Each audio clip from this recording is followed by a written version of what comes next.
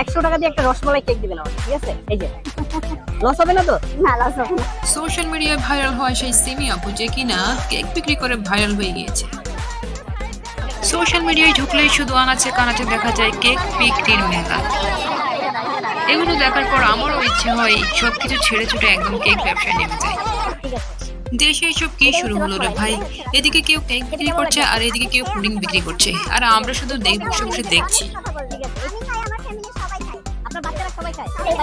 তোমাকে আমি সব দেবো, সব টাকা পয়সা, বাড়ি গাড়ি, আগে পিছে ৫-১০টা কাজের মাথারি। চলো না অন্দর মহলে যে দুজন মিলে বাস শুরু করবো।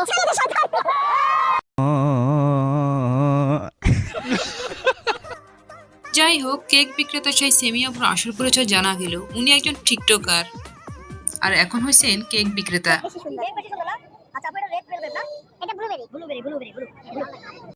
আর এইদিকে সুন্দরী এই আপুটি পুডিং বিক্রি করে ভাইরাল হয়ে গিয়েছে।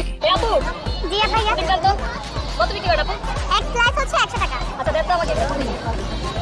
আচ্ছা তো যাই হোক, শেষমেশ একটা কাজের কথা বলি, বাংলাদেশে কিছুদিন পর পর কিছু না কিছু ভাইরাল হয়, আর এখন সেই ভাইরাল টপিক হচ্ছে কেক বিক্রি আর পুডিং বিক্রি। চলুন তাহলে আমরা শুরু করে দিই আজ থেকে। আপন বোন নাকি? হ্যাঁ আমরা আপন বোন। আচ্ছা দেন, সমস্যা নাই, আসতে দেন। এটা হচ্ছে সেই নারায়ণগঞ্জ থেকে আসা। আমার তো গাড়ি নেই, আর একটা গরিব, তাই প্রাইভেট কার দিয়ে আনতে পারি না, আমি বাস দিয়ে আসছি।